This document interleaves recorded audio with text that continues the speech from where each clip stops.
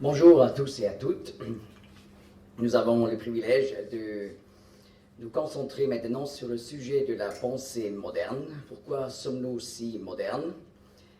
Nous allons considérer l'origine et le développement de notre pensée moderne. Nous allons nous occuper de questions comme pourquoi pensons-nous comme nous pensons? Pourquoi vivons-nous comme nous vivons? D'où viennent nos convictions? Qu'est-ce qui a influencé nos manières de voir? Sur quoi basons-nous nos convictions? Si nous pensons et vivons comme nous le faisons, est-ce vraiment le résultat d'une décision libre et indépendante? Pour répondre à ces questions, il nous faut remonter aux sources de notre manière de penser. Bien sûr, on pourrait retourner 2000 ans, 3000 ans, mais pour être raisonnable dans la gestion du temps, je propose de retourner environ un demi-millénaire. Nous retournons vers 1500 après Jésus-Christ. Voilà, c'est l'époque où un moine, Martin, a vécu, plus connu sous son nom Martin Luther, 1483 à 1546.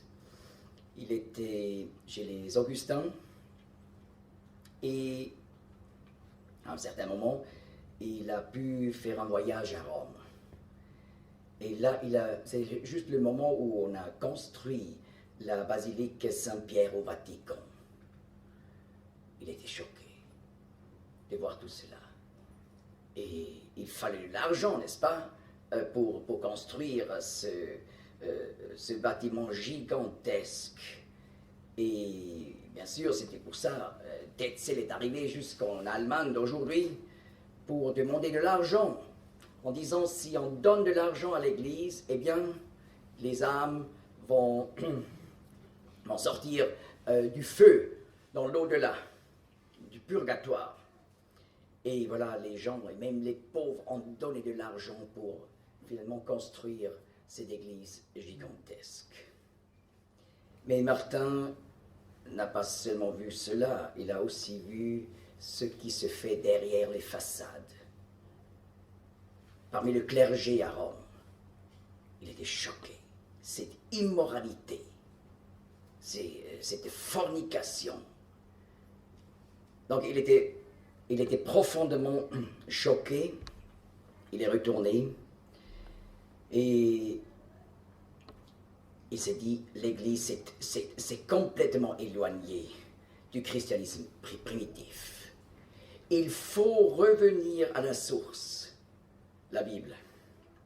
C'est pour ça qu'il a développé ce principe exprimé en latin, sola scriptura, ce qui veut dire l'écriture seule. Il a compris, mais on a complètement dévié. On s'appuie comme autorité sur le pape, le clergé, les cardinaux et les évêques, mais on ne s'appuie pas vraiment sur la parole de Dieu, la Bible. Et même lorsque les décisions des conciles contredisent la Bible, on suit les conciles au lieu de la Bible. Ça ne va pas du tout. Il faut retourner aux Écritures. Et il ne voulait pas détruire l'Église, il voulait la réformer. Mais cela a justement déclenché depuis 1517 la réforme.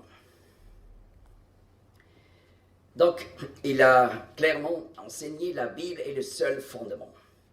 La Bible a autorité sur tous les aspects de la vie. Pas seulement sur les aspects le dimanche, ou les aspects de la vie spirituelle, mais aussi sur tous les autres aspects de la vie, comme à côté de la foi aussi, la famille, le travail, l'éthique, l'art, science, etc. Eh bien, il voulait réformer, mais en commençant de publier ces principes qu'il a trouvés par l'étude de la Bible. Et il les a publiés justement le 31 octobre 1517. Cela a déclenché une sorte de révolution spirituelle. Et voilà, d'autres personnes dans d'autres pays ont compris, oui, mais c'est absolument vrai. Seulement la Bible, il faut suivre. Donc, ça a suscité Zwingli à Zurich, Farel à Neuchâtel en Suisse, et beaucoup d'autres aussi, Calvin à Genève, et Martin Bucer, d'abord en Alsace, n'est-ce pas, mais ce mouvement a grandi de plus en plus, a eu un impact sur toute l'Europe. Et voilà, le clergé haut placé et l'Église comme telle ne voulaient pas une réforme. Donc on a rejeté. On ne connaît pas l'exemple d'un seul évêque, ou plus haut placé qu'un évêque, qui aurait suivi la réforme. Mais, en contraste avec ça, des milliers de moines qui sont sortis des cloîtres, qui ont compris, mais c'est une invention des hommes, il faut seulement suivre la Bible. Et voilà, les réformateurs ont pas seulement dit sola scriptura, seule l'écriture, mais aussi sola gratia, seul par la grâce de Dieu. On ne peut pas être sauvé par nos mérites, parce que nous sommes des pécheurs et nous ne pouvons jamais faire vraiment 100% ce qui plaît aux yeux de Dieu. Il nous faut la grâce, le pardon. Et les réformateurs ont aussi insisté sur le fait solus Jesus Christus, seul Jésus-Christ, non pas encore des saints entre Dieu et les hommes, ou Marie entre Dieu et les hommes. Seulement Jésus-Christ est le seul médiateur, et non pas le pape entre Dieu et nous, les conciles, etc. Solus Jesus Christus. Et aussi le principe sola fide, seul par la foi, on peut être sauvé. Donc, nouveau, non pas par nos œuvres, mais par la foi en ce que Jésus-Christ a déjà accompli à la croix. Jésus-Christ est mort pour nos péchés à la croix. Et celui qui confesse ses péchés à Dieu et croit en ce que Jésus-Christ a souffert à notre place, sous la colère de Dieu contre nos péchés, eh bien, cela est attribué par la foi. Sola scriptura, sola gratia, sola fide, solus Jesus Christus. Et voilà, la réforme a eu aussi une influence énorme sur la science. Les réformateurs ont dit, la Bible déclare que Dieu est le Créateur. La Bible commence, n'est-ce pas, par le récit de la création. La Bible déclare que Dieu est le Créateur. Et cela, c'est un encouragement pour le développement des sciences naturelles. Car les réformateurs ont dit, la Bible nous révèle qui est Dieu. Mais Dieu s'est aussi révélé par la nature, la création. Lorsqu'on fait des recherches, on trouve la sagesse et l'intelligence dans le détail qui parlent de l'intelligence du Créateur. Donc, il faut vraiment faire de la science. Et c'est pour ça, surtout dans des pays réformés, les sciences naturelles ont eu un développement énorme. Un des grands scientifiques de l'époque, c'était Sir Isaac Newton, 1643 à 1727. Voilà un astronome, mathématicien et physicien anglais. On peut dire Newton est l'un des plus grands scientifiques de l'histoire. Et il était convaincu que la Bible est la parole de Dieu. Il a écrit même des commentaires bibliques. Et voilà, Newton a dit, celui qui s'intéresse superficiellement à la physique peut croire en Dieu, celui qui va plus loin doit croire en Dieu. Mais la réforme a eu donc une influence sur tous les aspects de la vie, aussi par exemple sur la musique. Voilà, Jean-Sébastien Bach, 1685 à 1750, on peut le considérer comme l'apogée du développement de la musique polyphonique. La musique polyphonique veut dire la musique à plusieurs voix, où chaque voix est indépendante. Eh bien, on ne peut pas comprendre la musique de Jean-Sébastien Bach sans comprendre la Réforme, et je veux dire avec la Réforme, le retour aux Écritures, aux Saintes Écritures. Et voilà, Bach, il a écrit sur ses papiers où il voulait écrire ses compositions, tout d'abord, Jesu Juva, Jésus aide. Et à la fin, c'était normal d'écrire Soli Deo Gloria, à Dieu seul la gloire. Voilà encore un soli. Un solo fide, sola scriptura, sola gratia, solo Jesus Christus, mais aussi Soli Deo Gloria, seul à Dieu soit la gloire. Eh bien, j'ai déjà expliqué, l'Église catholique en tant que système de pouvoir n'a pas voulu d'un retour à la Bible seule. Et cela a déclenché la contre-réforme en Europe, et cela a entraîné des guerres terribles au XVIe et au XVIIe siècle, comme par exemple la guerre de Schmalkalden, la guerre contre les Huguenots, où des dizaines de milliers des Huguenots qui simplement ont cru nous sommes sauvés non pas par nos propres moyens et œuvres, seulement par la foi en Jésus-Christ, on les a tués pour ça. Et voilà la guerre de 30 ans, 1618 à 48, donc terrible. On voulait vraiment détruire ce mouvement, ce retour à la Bible. Et tout particulièrement après la guerre de 30 ans, les évangéliques étaient fatigués.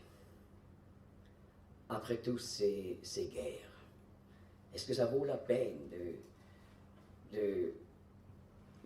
d'être tellement convaincu des choses de la foi lorsque il y a après ces terribles guerres?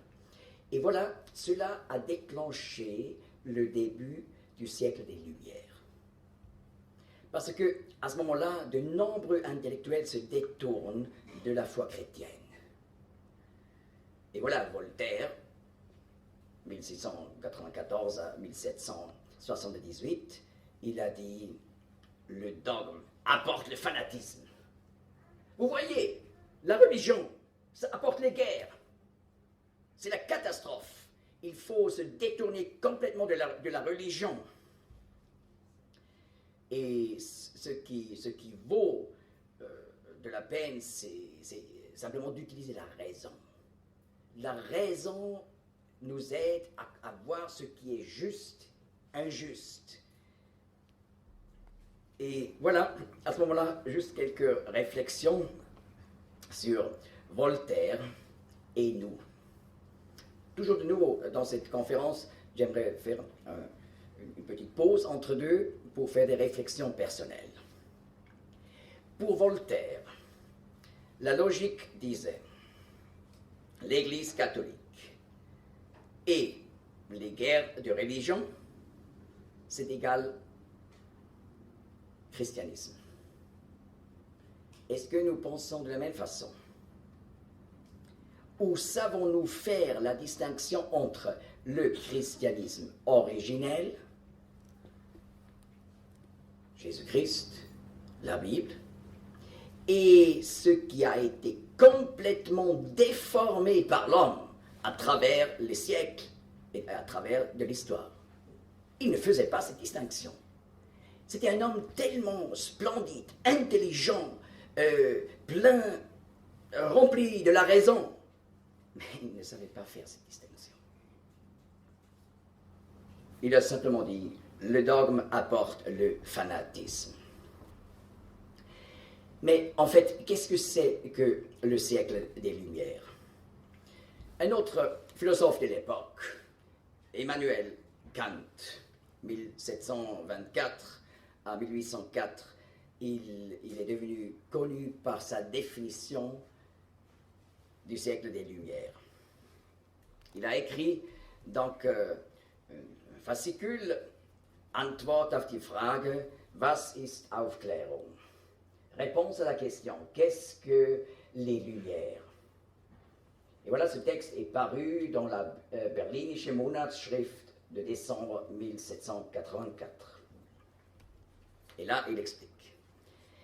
Les Lumières se définissent comme la sortie de l'homme hors de l'état de tutelle, dont il est lui-même responsable, l'état de tutelle, et l'incapacité de se servir de son entendement sans être dirigé par un autre, par l'Église, mais aussi par la Bible,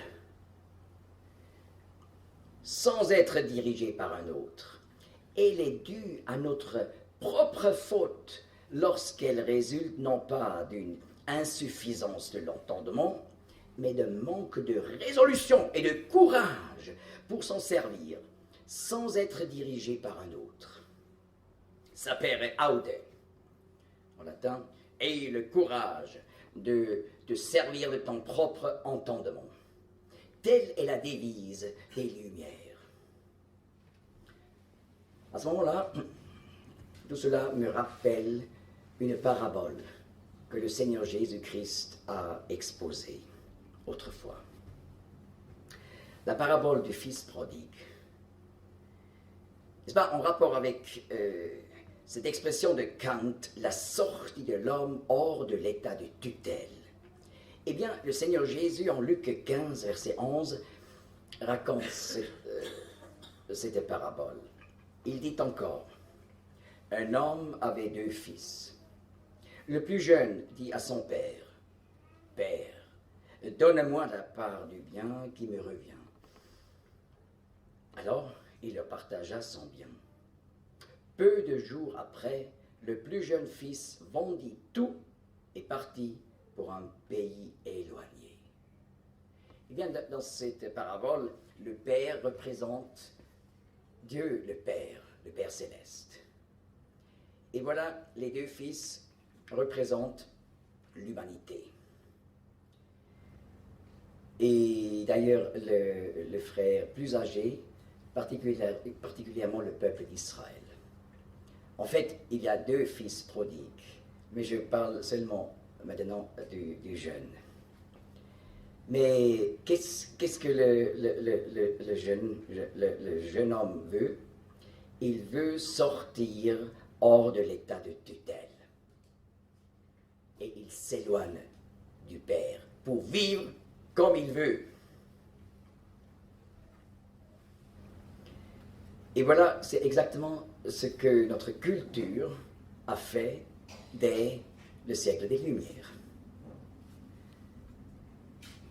D'ailleurs, les philosophes du siècle des Lumières étaient des déistes en général.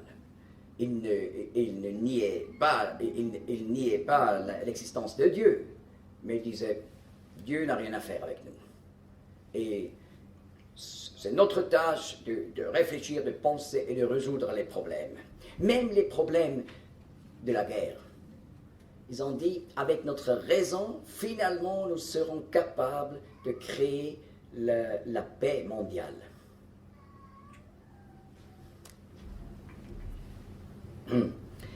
Mais après ce temps des déistes qui croyaient encore à un Dieu, mais pour eux, il était éloigné. Mais pas parce que Dieu s'est éloigné, mais parce que nous sommes éloignés de Dieu, n'est-ce pas? Et particulièrement par ce mouvement du siècle des Lumières. Mais au XIXe siècle, voilà, nous avons dans notre histoire européenne le temps de l'athéisme. Alors là, les penseurs ont dit, oui, mais pourquoi les déistes y croyaient encore en Dieu? On n'a pas du tout besoin de notre pensée la notion de Dieu. Et c'est pour ça, Charles Darwin, 1809 à 1882, était très important pour ce mouvement. Parce que par ses livres, 1859, L'origine des espèces, par la sélection naturelle, où il parle des plantes et des animaux. Ensuite, 1871, L'origine de l'homme, où il parle de l'origine des êtres humains. Et alors là, de ces livres, on découle, la vie a évolué d'elle-même. Il n'y a pas besoin de Dieu pour expliquer l'origine de la vie. N'est-ce pas, les déistes ont dit, oui, bien sûr Dieu existe, parce que il nous faut cette raison pour expliquer l'origine des choses. Mais là, on dit, mais on n'a pas besoin. On peut expliquer tout par les lois naturelles qu'on peut observer tous les jours. Mais lorsqu'on considère la biographie de Darwin, c'est intéressant. Sa vie était une tentative constante de fuir Dieu. D'ailleurs, vous avez su qu'il a fait des études de théologie jusqu'au baccalauréat, donc BA. Vous dites comment maintenant? Oui, c'est ça. Bon. Oui, parce que Bologna, ça compte aussi pour la France, n'est-ce pas?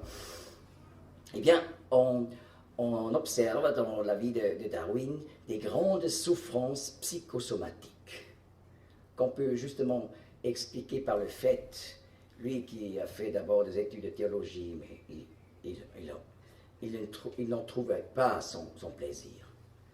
Mais il s'est éloigné de Dieu toujours de plus, et on peut expliquer qu'il avait beaucoup de doutes de ses propres idées, et aussi souvent une mauvaise conscience, ce qui a produit donc des grandes souffrances psychosomatiques.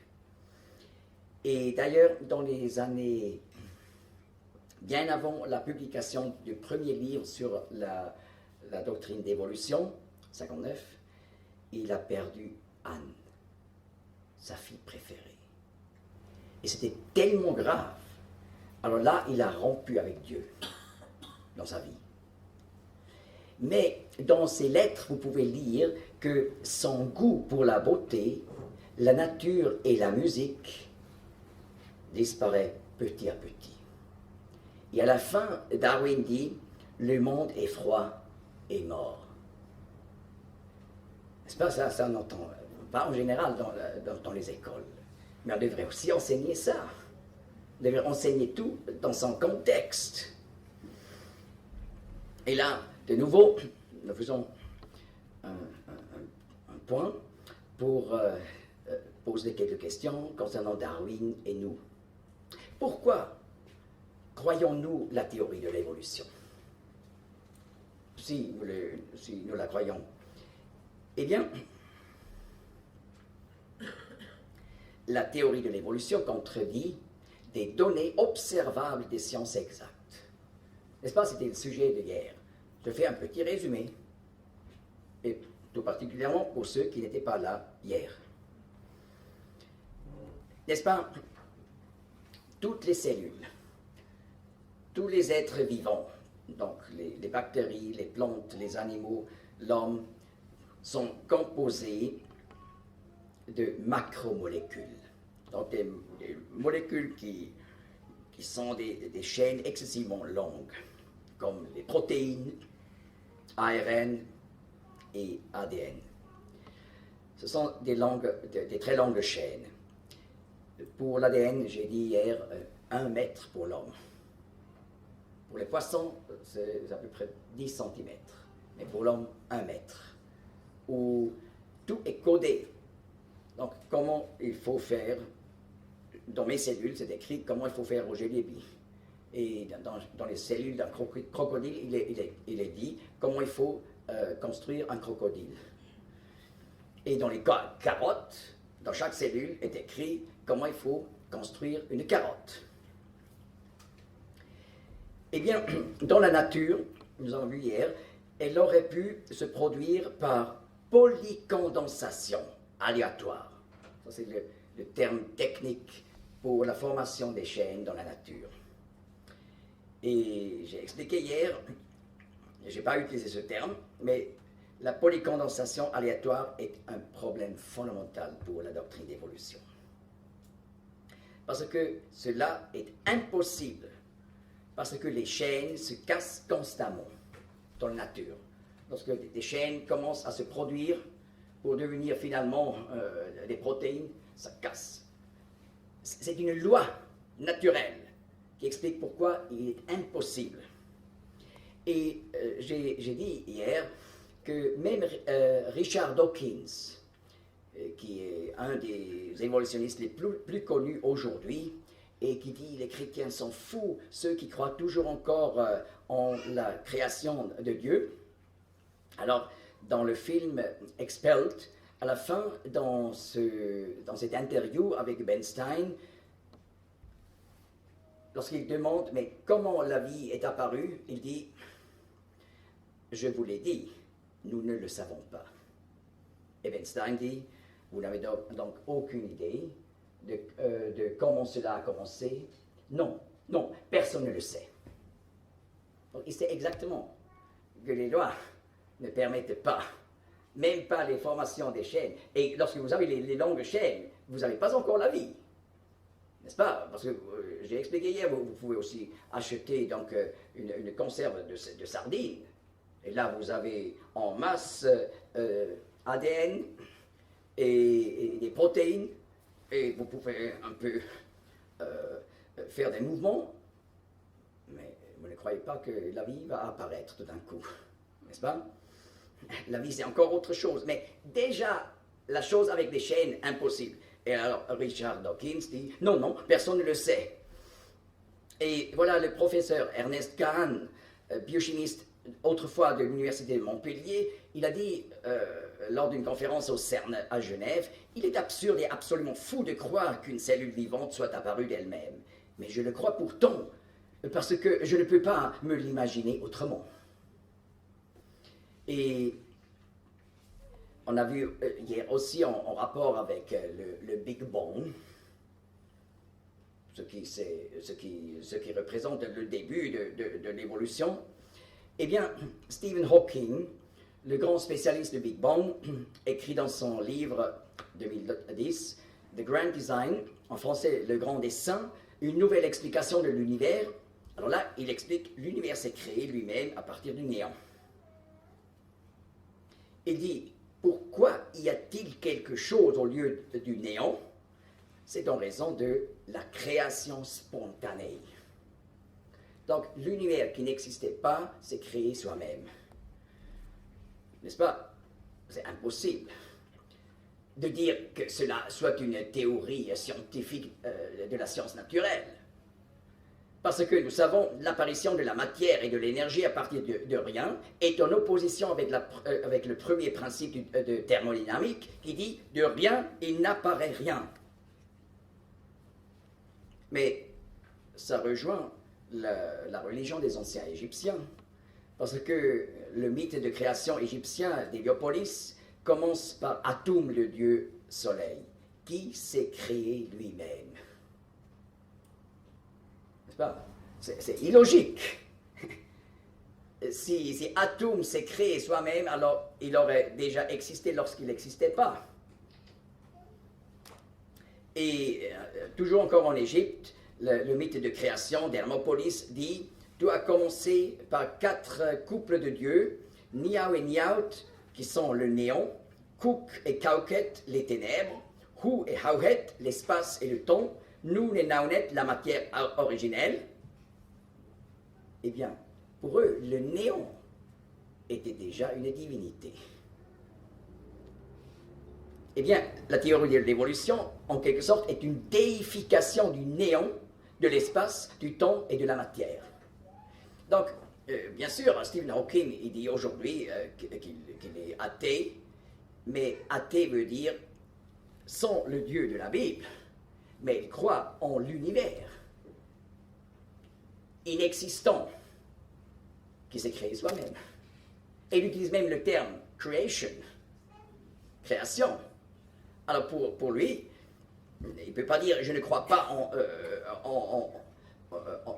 en Dieu. Il devrait dire je ne crois pas en le Dieu de la Bible, mais il croit en le Dieu de l'univers inexistant. Et voilà, Richard Lewontin de l'université de Harvard, il a écrit « Notre disposition à accepter des affirmations scientifiques à l'encontre de notre bon sens est la clé de la compréhension du véritable combat entre la science et le surnaturel. Nous choisissons le camp de la science malgré les absurdités manifestes de quelques-unes de ces théories. Parce que nous avons un engagement prioritaire envers le matérialisme. La matière est la dernière réalité, non pas Dieu. Mais avec ça, la matière est sans Dieu. La première cause. Et voilà, nous avons déjà vu comme le professeur Bruno Vollmert, qui était un des plus grands spécialistes des macromolécules, il a écrit un livre intitulé, mais en allemand, malheureusement pas traduit, autant que je sache en français, La molécule et la vie, de l'origine macromoléculaire de la vie, ce que Darwin ne pouvait pas savoir et les darwinistes ne veulent pas savoir. Et là, justement, il explique, dans la nature, les chaînes macromoléculaires, comme j'ai déjà dit, se dissocient très tôt. Les lois pour la formation des macromolécules sont très bien connues grâce à des décennies d'expérience. Et il explique il n'y a aucune possibilité pour que la molécule d'ADN puisse former un protozoaire, une première cellule. Cela contredit toutes les lois de la nature. L'origine de la vie par elle-même est impossible. Il explique dans ce livre, il n'y a aucune possibilité pour que la molécule d'ADN puisse se former. Et en plus, il dit, et depuis la première cellule jusqu'à l'homme, nous avons encore un problème parce que l'allongement de la molécule d'ADN d'une espèce animale à une autre ne fonctionne pas non plus. N'est-ce pas, j'ai dit, pour les poissons, c'est 10 cm d'ADN. Mais pour l'homme, 1 mètre. Et pour les protozoaires, c'est encore plus petit que 10 cm. Donc, ça devrait aussi agrandir dans cette mesure-là. Alors il dit, l'allongement de la molécule d'ADN d'une espèce animale à une autre ne fonctionne pas non plus. La formation de chaînes de cette importance est également impossible. Alors littéralement, à la fin de son livre, c'est donc traduit maintenant de l'allemand, mais littéralement il dit, je considère le darwinisme comme une erreur tragique qui doit en fin de compte son succès inégalé à une illusion anthropocentrique. On veut l'homme, ou on peut dire soi-même, au centre, comme le fils prodigue qui s'est éloigné du père. Ça, c'était une voie anthropocentrique ou égocentrique, finalement. Ensuite, il dit, c'est à peu près sur la dernière page du livre, avec la question de l'origine de la vie, il en va de même qu'avec la question de l'origine de la matière. Quand un journaliste a posé un jour la question de celle-ci à Albert Einstein, il a obtenu pour toute réponse un doigt dirigé vers le haut. Ce geste modeste du grand physicien est aussi pour moi la seule réponse appropriée à la question sous des aspects scientifiques. De l'origine de la vie qui est plus que la matière auto-organisée. Et voilà cette citation qu'on attribue à Werner Heisenberg, physicien allemand, fondateur de la mécanique quantique et prix Nobel. La première gorgée de la coupe des sciences naturelles rend athée, mais au fond de la coupe, Dieu attend. Nous allons maintenant parler de Charles Darwin au XIXe siècle, qui a éloigné notre société encore plus de Dieu que les philosophes au début du siècle des Lumières.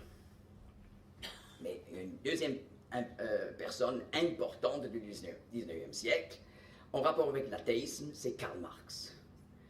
1818 à 1883. Il a écrit en 1867 le livre intitulé par Le Capital. Et son désir était de le dédier à Darwin, qui venait d'écrire son livre sur l'origine des espèces en 1859, nous le rappelons, n'est-ce pas? Pourquoi il voulait dédier ça? Parce qu'il a compris, Darwin, c'est notre homme. Darwin nous donne la base scientifique pour le marxisme. N'est-ce pas? Sur la base de sa théorie, nous pouvons expliquer la doctrine de la lutte des classes. Darwin a expliqué que les animaux les plus forts, les plus adaptés, résistent et les autres doivent disparaître. Donc le plus fort détruit le plus faible. Ça, c'est le principe de la nature. Et c'est le principe aussi de l'humanité. Alors Darwin nous donne la base pour la doctrine de la lutte des classes. Ceux qui travaillent dans les fabriques, ils doivent se lever contre ceux qui possèdent le capital, l'argent, et il faut faire une révolution pour obtenir finalement le paradis sur la terre. Mais Karl Marx était caractérisé par une haine contre Dieu. Mais si Dieu n'existait pas, pourquoi il y a une telle haine? N'est-ce pas? Est-ce qu'il faut avoir une haine contre les personnes connues dans les contes de fées? Ça nous est égal, n'est-ce pas? Mais il avait une haine contre Dieu. Et il a aussi écrit des pièces de théâtre, ce qui est peu connu. Et là, on trouve une personne qui dit « Je veux me venger de celui qui règne là-haut ». Voilà, l'autorité au-dessus. Et il avait un problème avec l'acceptation d'autorité au-dessus de soi. Mais c'était aussi le problème du fils prodigue. Il voulait enfin avoir plus rien à faire avec son père. Mais on voit un désordre familial terrible. Et ça veut dire suicide de 2 filles et d'un gendre, mort de 3 enfants par malnutrition et manque de soins. Il s'est occupé de sa théorie, mais pas de sa famille. Et à la fin, il écrit, dans un état désespéré, dans une lettre à Engels, son ami, « Combien inutile et vide est la vie !»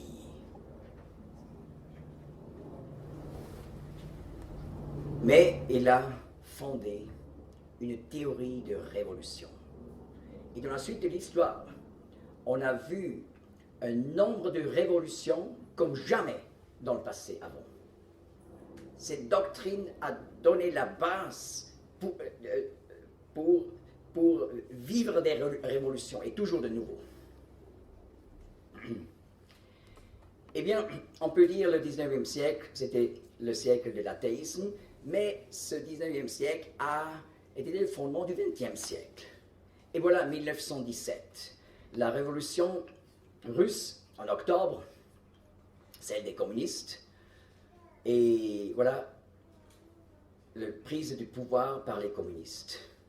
Le début, finalement, de l'Union soviétique dans les années 20.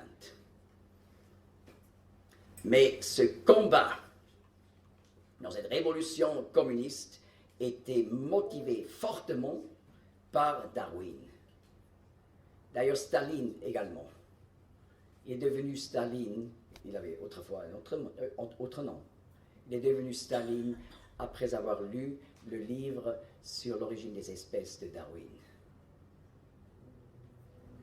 Et il y a quelques jours, j'ai parlé avec un homme qui m'a cherché à l'aéroport de Kiev.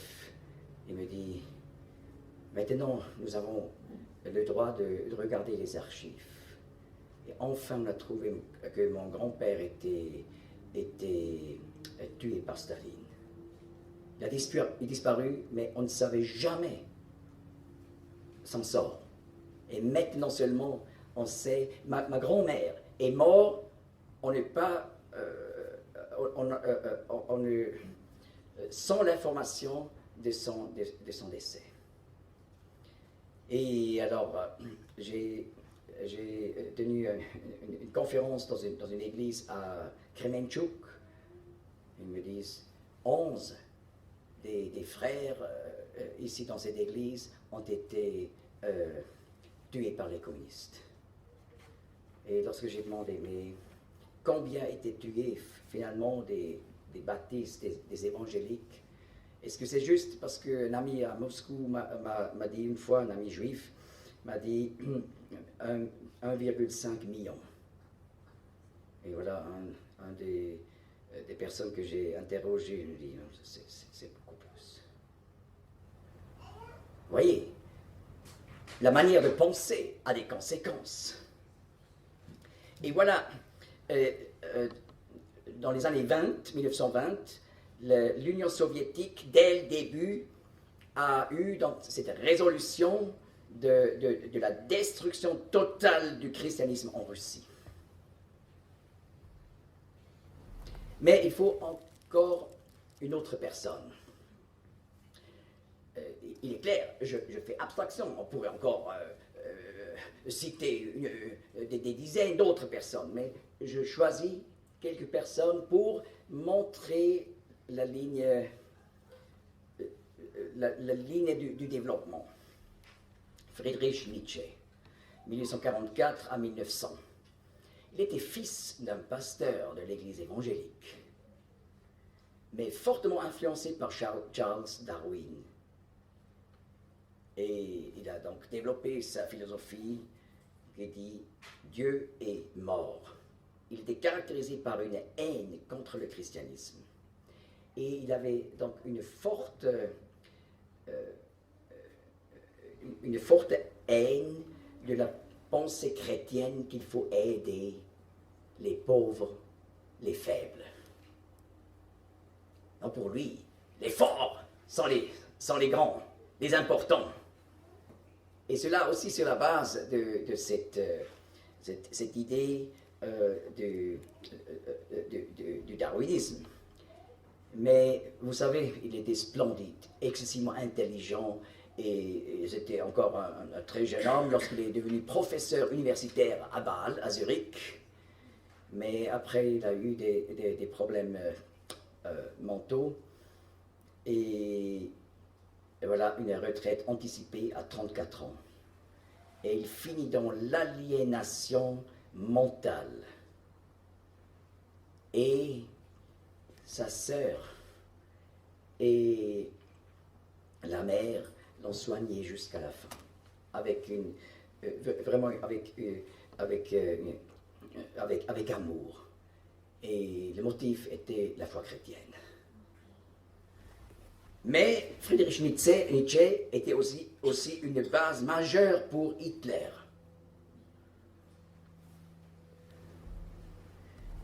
Maintenant encore, une personne du 19e et 20e siècle. Nous avançons quand même un peu, n'est-ce pas? Sigmund Freud, 1856 à 1939. Il était médecin.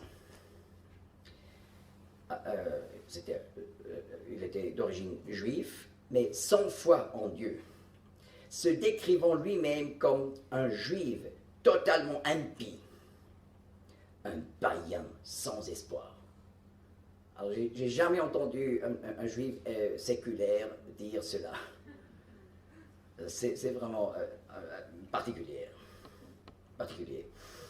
Dès sa jeunesse, il était fortement attiré par la théorie de l'évolution de Darwin. Et Freud a influencé la psychologie du XXe siècle comme aucun autre. Et dans sa psychologie, la notion de la sexualité joue un rôle central. Et on peut dire, son idée c'était supprimer la pulsion sexuelle, rend l'être humain malade.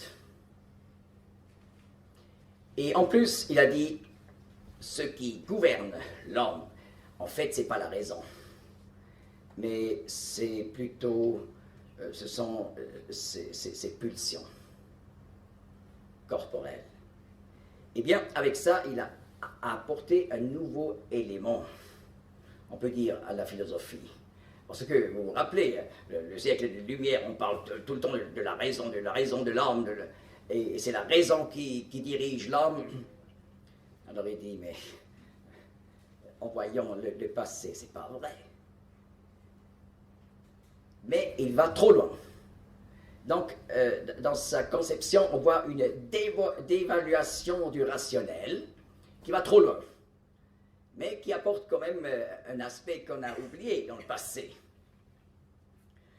Et, n'est-ce pas, il est quand même vrai, on a fait une statistique parmi les gens ordinaires, combien de pourcents fument. Et aussi une statistique parmi les médecins qui savent par leur intelligence, par leur formation, combien mauvais c'est de fumer, n'est-ce pas? Mais le pourcentage de ceux qui fument est à peu près la même chose. Donc ça prouve que l'intelligence, la formation avancée n'influence pas tellement la manière de vivre. Les pulsions jouent un rôle important. Mais il va trop loin dans sa dévaluation du rationnel, et avec ça, il apporte aussi une négation de la culpabilité et de la responsabilité personnelle. Il dit, voilà, c'est l'environnement, les parents, la société qui sont coupables. Un jeune garçon qui devient criminel, oui, mais comprenez, avec un tel père, c'est tout logique, c'est tout normal. Oui, il y a des personnes qui ont souffert de leur père, n'est-ce pas? Mais ça n'enlève pas la responsabilité personnelle. Parce que nous sommes responsables de ce que nous faisons. On ne peut pas dire parce que mon père était tellement mauvais, alors je dois devenir un criminel. Et nous avons bien des exemples des personnes qui sont issues des familles vraiment défavorisées, mais ils ont très bien fini, n'est-ce pas? Alors lui, négation de la culpabilité, et vous savez combien grand était l'influence de cette pensée sur la manière des cours de justice aujourd'hui, en tout l'Occident. Toujours l'environnement, les parents, la société. Et en plus, Freud a expliqué la foi, la religion comme une maladie psychique. Dans une lettre à C.G. Jung, d'ailleurs un Suisse, aussi un psychologue, il écrit « Mon cher Jung, promettez-moi de ne jamais abandonner la théorie sur la sexualité, qui est la plus importante de toutes. Nous devons en faire un dogme, une forteresse imprenable. » Ça, c'est intéressant. Il utilise le terme dogme, en allemand, dogma. Mais c'est bien sûr un terme avec une connotation clairement religieuse. Alors, par ça, il explique que tout son travail, ce n'était pas vraiment scientifique, mais c'était une religion athée, avec des termes scientifiques, avec des observations scientifiques.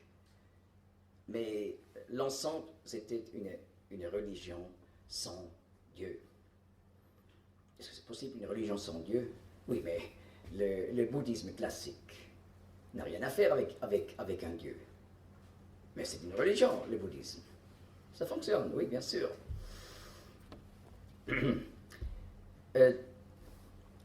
Dans le lexique de Microsoft, un grand lexique qu'on peut obtenir sur DVD, on trouve un article sur l'Europe. Et là, en rapport avec le XXe siècle, le titre « Le siècle terrible ». C'est pour ça que j'ai mis ça entre guillemets, parce que c'est pas mon invention, ce titre. C'est même... on peut ça attribuer à Microsoft, si vous voulez. Le siècle terrible. Est-ce vraiment vrai? Et bien sûr, c'était le siècle, le XXe siècle, le siècle des deux guerres mondiales. Je n'ai pas dit de deux guerres mondiales, mais des deux guerres mondiales. Parce que la Première Guerre mondiale, ce n'était pas la 27e guerre mondiale de l'histoire humaine. Mais ce phénomène où une guerre touche les 5 continents, c'était nouveau. C'était un phénomène nouveau, et également la Deuxième Guerre mondiale. La première, 18 millions de morts. Deuxième, 70 millions de morts. C'est affreux. Eh bien, les idées du XVIIIe et du XIXe siècle font la conquête des masses. Et on peut dire au XXe siècle, on a plus de 200 millions de morts dans les guerres et les persécutions. On pense que la somme des morts, seulement par le communisme à l'Est, à peu près 100 millions. N'est-ce pas, dans notre société, dans les décennies passées, on a plutôt parlé des crimes des nazis et des millions de morts par les nazis, mais très peu des crimes de l'Est au nom du marxisme. Mais voilà, le XXe siècle est caractérisé par la désorientation, l'isolement, la déstabilisation et la dissolution des valeurs. Et quand on pense après la Deuxième Guerre mondiale, vous voyez encore cette génération des parents qui ont travaillé pour sortir de la pauvreté, pour avoir une maison, une voiture, n'est-ce pas? Et là, la nouvelle génération, qui est la mienne, dans les années 60, s'est dit, mais ça ne peut pas être le sens de la vie. Et cela a amené à la révolution des années 1960, qui est issue d'une déception à cause des conséquences du développement scientifique. On a vu, vous voyez, les développements scientifiques, mais ça a amené à des inventions terribles d'armes qu'on n'a jamais vues avant, comme la bombe atomique à la fin de la Deuxième Guerre mondiale, n'est-ce pas? Eh bien, ils ont vu les deux guerres mondiales, les armes chimiques, les bombes atomiques. Ils ont vu la guerre froide entre l'Occident et l'Orient, la guerre du Vietnam. On a constaté tout d'un coup le problème de la pollution de l'environnement. Et voilà, on voit dans cette époque, parmi la jeunesse, une déception à cause du rationalisme. On s'est dit, oui, mais le rationalisme, finalement, nous amène dans un chemin sans issue. Et voilà, parmi la jeunesse, on voit une fuite dans le monde de l'irrationnel. Ça, c'est intéressant. Et voilà, c'est le moment où la musique rock devient célèbre dans le monde entier. Avec les Beatles, Rolling Stones au début, etc. Vous connaissez tout ça. Et voilà l'intérêt pour les drogues, d'abord surtout chez les musiciens de la musique rock, ensuite parmi la jeunesse, et l'intérêt pour les religions orientales, pour l'occultisme. Et voilà, dans ce mouvement de 1968, il y a la volonté de rupture avec les valeurs traditionnelles. Et quand je dis valeurs traditionnelles, ça veut dire valeurs chrétiennes. La perversion sexuelle, on commence à considérer comme une chose qui est une option. Pourquoi pas? L'homosexualité, c'est une voie possible. La dissolution du couple et de la famille est redemandée parce qu'on dit, oui, mais c'est une idée du passé. On ne veut plus suivre cette voie. L'avortement est un droit pour la femme. Et Voilà, l'éducation du style laisser-faire est devenue donc une nouvelle idée célèbre. Mais nous sommes là quelques décennies plus tard. Aujourd'hui, on peut dire, nous voyons les fruits. On voit plus de solutions au problème des drogues. Et voilà, plusieurs pays en Europe commencent à se dire, oui, mais il faut simplement légaliser les drogues, parce qu'on ne peut plus lutter contre. 50% des mariages environ finissent par le divorce. Voilà le fait des familles recomposées. Voilà, comme résultat, les enfants déstabilisés. Dernièrement, j'ai parlé avec un homme qui est à la tête d'un home pour des drogués et des alcooliques.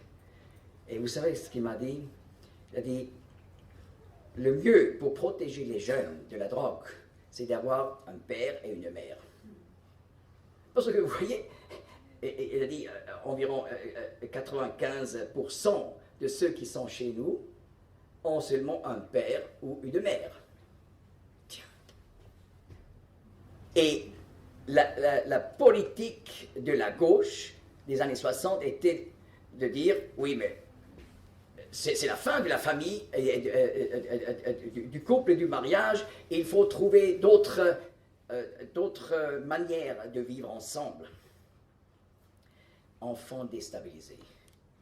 Et voilà une augmentation de la violence, qui s'explique aussi par ces facteurs, et un sentiment de non-sens largement répandu parmi les jeunes. Ça, c'est vraiment stupéfiant de voir cela. Mais il faut parler avec les jeunes. On va réaliser ça. Et voilà, 40 ans d'avortement a mené à la destruction de plus d'1 milliard d'enfants. N'est-ce pas? La libéralisation a commencé aux États-Unis, 1973, après en Europe, Italie et France, et un pays après l'autre a continué. Et selon l'ONU, vous pouvez trouver sur le site de l'ONU cette indication, on pense chaque an, on détruit 40 millions de bébés dans le ventre de la mère. 40 millions. Mais on n'a jamais vu une telle chose. Donc, depuis, plus d'1 milliard d'enfants. Et voilà une augmentation dramatique du nombre de personnes qui ont besoin d'une pension d'invalidité. Mais là, heureusement, nous avons ces moyens dans notre société. Mais là, souvent, très souvent, comme conséquence de leur style de vie, le style de vie des années 60. Donc, lié à des dépressions, syndrome post-avortement, le sida, hépatite, etc. Eh bien, là, je reviens à la parabole du Seigneur Jésus. Je recommence en Luc 15, verset 11, pour continuer après. Il dit encore, un homme avait 2 fils. Le plus jeune dit à son père, « Père, donne-moi la part du bien qui me revient. » Alors il leur partagea son bien. Peu de jours après, le plus jeune fils vendit tout et partit pour un pays éloigné. Là, il dissipa ce qu'il avait, en vivant dans la débauche. Après qu'il eut tout dépensé, une grande famine survint dans ce pays-là. Et lui aussi commença à être dans le besoin. Il alla se joindre à l'un des citoyens de ce pays-là, qui l'envoya dans ses champs garder les porcs. Et il désirait se remplir le ventre des gousses que mangeaient les porcs. Mais personne ne lui donnait rien. Revenu à lui-même, il dit, « Combien d'ouvriers de mon père ont du pain en abondance, et moi je péris ici de faim. Je me lèverai et je m'en irai vers mon père, et je lui dirai, « Père, j'ai péché contre le ciel et devant toi. Je ne suis plus digne d'être appelé ton fils. Traite-moi comme l'un de tes ouvriers. Il se leva et vint vers son père. Voyez, la première étape, il revient à soi-même. Et il se propose de retourner vers le Père. Mais il ne s'arrête pas là. Verset 20 dit, il se leva et vint vers son Père. C'est ça qui est important, de le faire. Comme il était encore loin, son Père le vit et fut ému de compassion. Il courut à lui, se jeta à son cou et le couvrit de baisers. Le fils lui dit, Père, j'ai péché contre le ciel et devant toi. Je ne suis plus digne d'être appelé ton fils. N'est-ce pas? Le Père le voit de loin. Cela indique qu'il est toujours de nouveau allé regarder. Est-ce qu'il vient? Le Père attend qu'il revienne. Et voilà, le jour arrive. Oui, effectivement, il revient. Et vous voyez donc cette rencontre. Le fils lui dit, Père, j'ai péché contre le ciel et devant toi. Je ne suis plus digne d'être appelé ton fils. Mais le père dit à ses esclaves, apportez dehors la plus belle robe et l'en revêtez. Mettez-lui un anneau au doigt et des sandales aux pieds. Puis amenez le veau gras et tuez-le. Mangeons et réjouissons-nous, car mon fils que voici était mort et il est revenu à la vie. Il était perdu et il est retrouvé. Et ils se mirent à faire bonne chère. Eh bien, on peut dire, dans l'histoire de l'Europe, de notre culture occidentale, nous sommes arrivés vers le stade des cochons, n'est-ce pas? Mais là, il y a une bonne nouvelle. Il y a la possibilité de retourner vers le Père. Et bien sûr, il ne faut pas s'attendre que notre société comme telle va retourner. Mais pour Dieu, l'individu compte. L'individu qui retourne et qui vient vers le Père céleste dans la prière, Père, j'ai péché contre toi. Mais voilà, cette réaction, et il reçoit la plus belle robe. Dieu pardonne et nous couvre de sa gloire, dit la Bible. Et voilà, l'anneau qui n'a pas un commencement et pas une fin, c'est une belle image de la vie éternelle. Et voilà, Jean 3,16 dit que Dieu a tant aimé le monde qu'il a donné son Fils unique, afin que quiconque croit en lui ne périsse point, mais qu'il ait la vie éternelle. L'anneau, la vie éternelle. Et voilà une fête. Réjouissons-nous car mon Fils que voici était mort et il est revenu à la vie. Perdu, maintenant retrouvé. Et voilà, en Ézéchiel 33, verset 10, nous lisons, Dieu parle au prophète, et toi, fils d'homme, dis à la maison d'Israël, vous avez parlé ainsi, disant, nos transgressions et nos péchés sont sur nous, et nous sommes consumés par eux. Et comment vivrions-nous? C'est exactement la question que notre société actuelle devrait se poser. Nos transgressions et nos péchés sont sur nous. Nous sommes consommés par eux. Et comment vivrions-nous? Eh bien, voilà la réponse divine en Ézéchiel 33, verset 11. Dis-leur, je suis vivant, dit le Seigneur, l'Éternel, si je prends plaisir en la mort du méchant. Ensuite, et plutôt à ce que le méchant se détourne de sa voie et qu'il vive. Détournez-vous, détournez-vous de vos mauvaises voies. Et pourquoi mourriez-vous? Chaque fois, lorsque je lis ce passage, ça me touche que Dieu répète, détournez-vous, détournez-vous. N'est-ce pas? On ressent cette intensité du Père céleste qui nous appelle à venir. Parce que c'est un Dieu de compassion, un Dieu de pardon, un Dieu qui qui voudrait que notre histoire finisse par une fête. Et voilà, le fils prodigue était mort, mais maintenant il vit dans la parole. Mais vous avez remarqué, on a tué un animal pour la fête. Donc un être innocent a dû mourir pour que le fils prodigue retourné puisse se réjouir avec le Père. Et c'est ainsi que le Seigneur Jésus-Christ, envoyé par Dieu dans ce monde pour subir le jugement qui aurait dû tomber sur nous en éternité, et parce que il y a la possibilité de s'identifier avec Jésus-Christ lorsqu'on confesse les péchés à Dieu et croit que Jésus-Christ est mort pour moi à la croix. Eh bien, Dieu nous identifie avec Jésus-Christ et nous attribue l'œuvre de la croix. Et sur cette base, Dieu peut nous pardonner. Et voilà, il a la possibilité pour sortir de l'impasse. Cette pensée moderne nous a amenés dans un chemin sans issue. Mais il y a quand même une voie pour être sauvé.